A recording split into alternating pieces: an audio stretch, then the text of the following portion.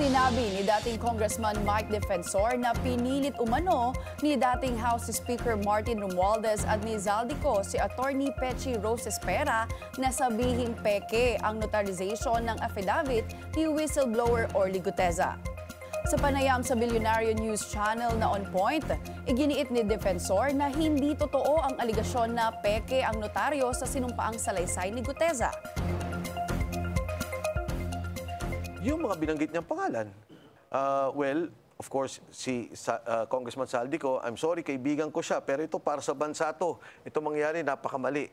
And syempre, si Speaker Martin Romualdez. Ito naman yung dalawang taong binanggit niya eh. To say and to claim na falsified yung aking notarial service, medyo, malicious para sa akin yon.